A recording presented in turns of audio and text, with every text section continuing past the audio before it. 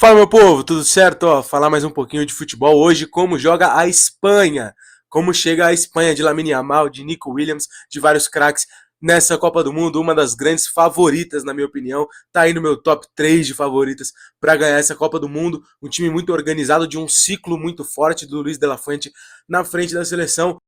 Nations League, título de Euro, vem muito forte, muito confiante para essa Copa do Mundo, com um mini asterisco em Lamine Yamal, que deve jogar só o segundo ou terceiro jogo da fase de grupos, chega lesionado, inclusive muita gente usando como argumento para defender o Neymar, essa questão eu acho até engraçado. Lamine com 18 anos, chega voando, quer dizer, voando quebrado, mas voando tecnicamente, como sempre, é um gênio, um cracaço, mas enfim, vamos para o campo, vamos para a prancheta aqui, nossa prancheta digital, para a gente ver um pouco de como essa Espanha vai jogar, qual é a escalação, quais são as dúvidas e quais são os questionamentos que tem acontecido aí. Vem comigo. Vou abrir a primeira tela aqui para nós. Da escalação. Cara, acho muito simples, tá? Acho muito simples, algumas questões mínimas, mas eu acho que as principais posições são muito bem definidas. No gol, o Unai Simón, goleiro do Atlético Bilbao, goleiro da seleção espanhola titular há muito tempo, porém alguns questionamentos surgiram durante esse ciclo, principalmente dos últimos meses para cá, porque você tem o Juan Garcia no Barcelona fechando a temporada muito bem, como o melhor goleiro de La Liga na temporada, e você tem principalmente o David Raya fazendo uma baita de uma Premier League no Arsenal, então muita gente na Espanha questionando a titularidade unânime, pode-se dizer assim, entre a comissão técnica do Unai Simón. O Unai que joga muito bem com os pés, ajuda o início de construção ofensiva da Espanha, então por isso acaba sendo o goleiro titular. Nossa, paizão, na direita, o Marcos Llorente, do Atlético de Madrid, com algumas sombras também. Marcos Llorente é meio campo de origem, já fez ataque no Atlético de Madrid do Simeone, joga muito tempo de lateral direito também. É um jogador muito físico, um cara muito privilegiado fisicamente, que consegue bater em várias partes do campo. Então é um cara que joga nessa lateral direita meio improvisado. As sombras dele seriam o Pedro Porro, ala do Tottenham. É uma temporada muito ruim do Tottenham, né? Para você tirar alguma coisa dali é até um pouco complicado. Vários caras chegam questionados para essa Copa do Mundo, alguns até perdendo vaga, como por exemplo o Richarlison. Mas enfim, não acho nem que seja tudo culpa do time não funcionar. Entretanto, o Pedro Porro não faz uma temporada excepcional como lateral direito, joga muitas vezes como ala, né? Ele é um ala que faz lateral direita também, então acaba perdendo essa vaga no time titular pro Llorente. E outras duas opções são os dois zagueiros, Marc Pubil, do Atlético de Madrid, e Eric Garcia, do Barcelona, que fizeram boas temporadas como zagueiros e podem fazer a lateral também. São caras rápidos e que são aqueles zagueiros mais, assim, zagueiros construtores que jogando pela lateral fariam o mesmo. Acho que só dá uma sustentação em saída e ajudaria até no caso do Cucurella pelo outro lado, daria mais liberdade para ele atacar, porque possivelmente em alguns momentos, e também pro Rodri, que a gente já vai chegar nele no Zubimendi, em alguns momentos poderia se jogar com uma linha de 3 com esse lateral direito, fechando uma linha de 3 por ali. Enfim, dupla de zaga do Barcelona com o Atlético Bilbao, Pau Cubarsí e Aymeric Laporte. Dois zagueiros de altíssimo nível, tá? Dois zagueiros de um nível muito alto. Acho que no nível de nomes, assim, são os caras menos badalados desse elenco, menos falados, principalmente do time titular. Mas o Cubarsí é um jovem muito promissor do Barcelona e que já é titular dessa seleção da Espanha, o que diz muito sobre o quão promissor ele é e o quanto de alto nível de futebol ele produz. E do lado dele, o Laporte, mais experiência, um cara com casca no futebol europeu, jogou no Al Nassr com o Cristiano Ronaldo, agora volta ao Atlético Bilbao, é um excelente zagueiro também. Na lateral esquerda, Marc Cucurella, excelente lateral, tá? Muito questionado, muito criticado na Europa, mas por um ódio que se gerou em torno dele, que eu nem sei explicar porquê. Teve aquele lance na Euro contra a Alemanha, né? Que teve muita gente pegando no pé dele, mas que foi um erro de arbitragem, ele não tem culpa, né? Se eu não me engano. Enfim, mas o Cucurella é um lateral de altíssimo nível, um dos melhores do futebol europeu na temporada, do futebol mundial, pode-se dizer. Nessa temporada e nas últimas temporadas pra cá, desde que saiu do Brighton e foi pro Chelsea, manteve um altíssimo nível e com a camisa da Espanha também é um baita de um lateral. Tem suas sombras, obviamente, no elenco, mas é o principal lateral dessa seleção, muito titular por aqui. Mais um cara que era muito titular é o Rodri, esse camisa 5, esse primeiro volante da Espanha, mas que é questionado e tem essa sombra do Zubimendi por um motivo. Desde sua lesão no joelho, ele não é mais o mesmo jogador, basicamente. Aquele jogador que ganhou a bola de ouro naquela disputa com o Vinícius Júnior, que todo mundo achou um absurdo, óbvio. Mas assim, querendo ou não, era um cara top 4, 5 daquela temporada e que fez temporadas de muito alto nível com o Manchester City, campeão de Champions, campeão de Euro e etc. Um cara de muito boa saída de bola contra o jogo, também ocupando espaço e marcando muito alto, enfim, mas desde lá baixou-se muito o nível e por isso é questionado a presença do Zubimendi nesse time titular, jogador do Arsenal, campeão da Premier League contra o próprio Manchester City, e é um cara que mantém um nível assim muito regular desde que saiu da Real Sociedade e bateu lá no Arsenal, vem jogando muito bem durante toda a temporada. Eu vou me hidratar, inclusive hidrate-se, tá? É deveras importante a famigerada hidratação. O restante do meio campo com o Fabian Ruiz do Paris Saint-Germain é assim, cara, eu sou muito fã, tá? Eu sou muito fã. É um cara de muita qualidade técnica. Nesse meio campo do PSG, que você tem um Vitinha muito destacado, né? Querendo ou não, um cara que é um futebol muito plástico, inclusive do Vitinha, pelo menos eu acho, me agrada muito ver o Vitinha jogar. O Fabian Ruiz é mais um desses caras, só que ele é um pouco mais low profile, digamos assim. Um cara que não tá em todas as estatísticas, mas que você assiste o jogo e você vê o quanto que ele influencia nos times que ele joga. Acho que um ponto principal do jogo dele seria o passe. Acho que ele é um cara que controla muito bem o momento também, o ritmo do jogo, consegue pausar e acelerar o jogo quando necessário. Tem uma finalização de fora da área que é importante para esse time do Barcelona, para essa seleção espanhola, que não tem um camisa 10 de ofício necessariamente, tem um centroavante que baixa muito para jogar, que a gente já vai chegar nele, e um outro meio campo que é o Pedri, que é um cracaço, já vamos falar dele também agora, o Pedri. Cara, já pulando pro Pedri, enfim. Fabian Ruiz, Paris Saint-Germain, altíssimo nível, camisa 8, excelente. Pedri, cara, é um craque esse moleque. É um cracaço de bola. Eu gosto muito de ver ele jogar também. Vejo muitos vídeos e principalmente os jogos assistindo como um todo. Você percebe como nos momentos mais simples, nos lances mais simples, ele se destaca. Porque ele recebe a bola de costas, ele consegue dominar orientado para qualquer um dos lados, saindo da marcação com muita facilidade, criando vantagem para ele sair conduzindo a bola sem precisar passar ela muito rápido. Mas quando ele precisa acelerar o passe, ele acelera também. É uma leitura de jogo muito fácil dele.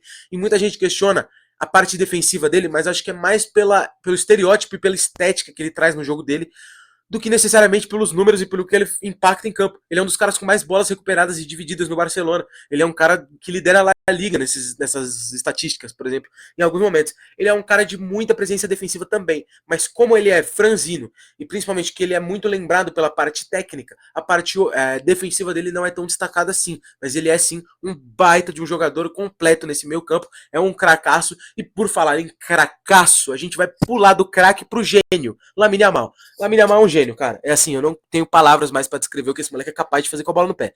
É assim, noite após noite de Champions League, tarde após tarde de La Liga, enfim, decidindo jogos e fazendo jogos maravilhosos. É um cara, assim, absurdo, absurdo.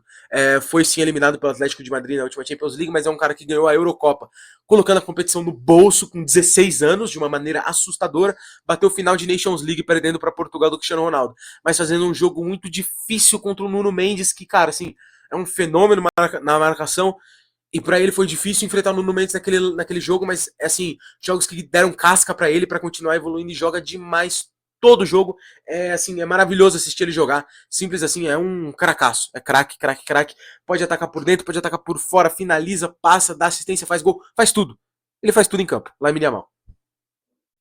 Indo pro outro lado, um cara que joga muito futebol pela seleção da Espanha, eu gosto muito de vê-lo jogar também, mas que chega questionado para essa Copa do Mundo é o Nico Williams.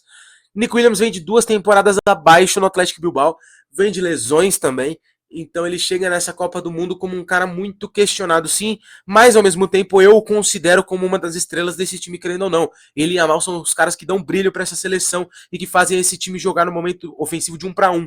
É um time que caracterizado muito pela troca de passes e etc. Mas chega um momento que é bola neles e deixa enfrentar, deixa ir pra cima do lateral e vê o que arruma, ataca muito espaço, pisa muito na área, faz muito gol. Sou muito fã. O centroavante é o cara mais subestimado desse elenco, Oyarzabal, da Real Sociedade. 20 gols pela seleção nesse ciclo de Copa do Mundo, desde 2022 para cá, para um centroavante que nem sempre foi centroavante. Né? Jogou muito tempo como ponta na Real Sociedade, jogando em várias posições diferentes, como craque daquele time, né? Querendo ou não, é um ídolo da Real Sociedade, acredito eu, mas ele é um camisa 9 nessa seleção, de muita movimentação, e vira até um falso 9 em alguns momentos, vindo buscar jogo, associar no meio campo, facilita muito o jogo da Espanha, a gente vai ver isso agora nas próximas cenas. Vamos para as movimentações ofensivas. Eu coloquei isso aqui basicamente pensando numa Espanha que joga com bola e que joga pressionando o adversário, colocando o adversário com a bunda lá atrás para se defender no campo dele e trabalhando bola com o pé. O que eu penso, tá? Llorente e Cucurella avançando para a linha dos meio-campistas, como dois caras que podem tanto atacar por dentro quanto por fora, tá? Porque se você tem Nico Williams e Yamal, são caras imprevisíveis que podem vir para dentro e ir por fora também. O Nico Williams eu acho ele um pouco mais previsível, óbvio, porque ser mais imprevisível do que o Yamal é muito difícil. Mas o Nico eu vejo ele atacando espaço mais do que pegando a bola no pé em alguns momentos. Ele faz os dois muito bem, inclusive. Mas o Yamal é um cara que sempre quer a bola no pé. Muito difícil ele receber essa bola aí em profundidade para atacar espaço, pelo menos eu vejo assim. Então você tem um lateral como o Llorente, que pode atacar por dentro, virando mais um meio campista até, como é a posição dele de origem, e pode fazer o overlap, fazer uma ultrapassagem por fora, é muito interessante. E o Oyarzabal eu destaquei ali como um falso 9, é um cara que pode vir apoiar nos dois lados, nas associações ofensivas, que é a próxima, essa aqui. Essa telinha aqui que eu montei também. Por que você tem Llorente, Pedro e Yamal de um lado, Nico, Cucurella e Fabian Ruiz do outro, triangulando, associando entre eles um Rodri ou o Zubimendi ali, que vai fazer esse jogo andar como para-brisa de um volante que faz o jogo andar de um lado para o outro. São caras muito importantes nesse time, independente dos dois que joguem. E aí você tem o Oyarzabal, que o que acontece? Ou ele pode aproximar em uma das triangulações ali, independente do lado que esteja acontecendo, para ajudar a dar apoio e fazer o jogo andar e gerar espaço do outro lado. Ou seja, se ele aproxima perto do Lamine Yamal e do Pedro ali, do Llorente, ele gera espaço para o Nico Williams atacar a área do outro lado e vice-versa. Então, ao mesmo tempo, ele pode, de uma troca de passes, em vez de aproximar, atacar o espaço nas costas. É um cara muito versátil para fazer isso. Enfim, e aqui eu coloquei basicamente como o time deve ser montado nessa estrutura tática, porque eu imagino um time que recupere a bola rápido e comece a tocar, e deixar o adversário encurralado no campo defensivo. Deve ser assim em todos os jogos da fase de grupos. Veremos como vai se desenvolver no mata-mata, depender do adversário. Podemos ter uma França, por exemplo, que pode se aproveitar muito de um jogo assim, porque a França não vê problema nenhum em montar duas linhas de quatro e se defender, sair um contra-ataque com o Mbappé, com o Dembélé, com o Cherki, com o Barcola, com o Doué, com quem seja que for, com o Olysée, enfim. A depender do adversário, eu acredito que esse jogo mude. Não sei até que ponto. Não sei até que ponto esse jogo vai mudar. Mas enfim, eu separei alguns outros destaques que eu gostaria de trazer, além dessa escalação inicial, pra gente fechar o vídeo, tá? O primeiro nome que eu separei, os dois primeiros, eu já falei deles, inclusive Mark Pubil e Eric Garcia, podendo fazer essa lateral. E aí teria uma mudança, talvez, que seria do Rodri ou Zubimendi subir, voltar para a linha dos meio-campistas, nesse momento ofensivo, e você deixa esse lateral fazer essa saída pela direita ali. E faz a saída com 3 zagueiros, entre aspas, né? Esse início de construção ofensiva. Outro nome que eu trouxe, que vai ser muito importante, acredito eu, é Mikel Merino, do Arsenal. Eu nunca vi na vida um volante que joga de centroavante. É assim, absurdo, tá? Faz muito gol quando joga de centroavante, e como volante também é excelente, faz o jogo andar muito bem, pisa muito na área.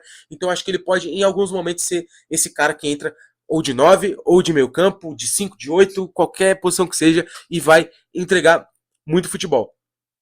Outros dois nomes que eu trouxe, Alex Baena e Yeremi Pino. Na minha visão, eles jogam mais do meio para a esquerda, né? Mas o Alex Baena talvez mais como um meio articulador.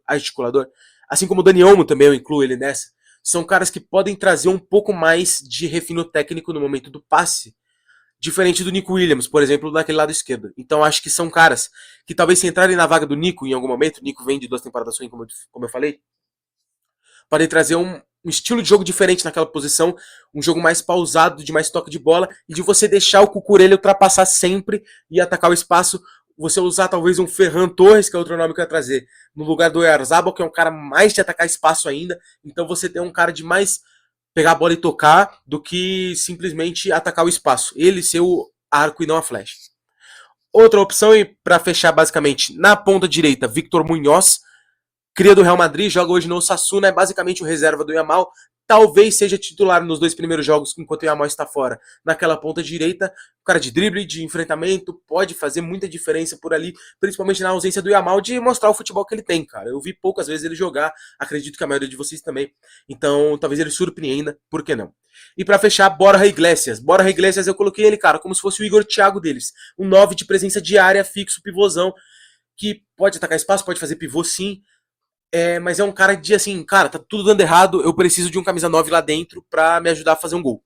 A achar uma segunda bola, a fazer alguma coisa, eu preciso, tô desesperado, preciso cruzar a bola na área, uma prorrogação, um final de segundo tempo perdendo o jogo, eu coloco ele lá dentro e peço pra ele resolver o meu problema se ele for capaz. Enfim, acho que é isso, é uma Espanha que domina muito seus adversários, vamos voltar pra essa tela aqui pra gente fechar o vídeo.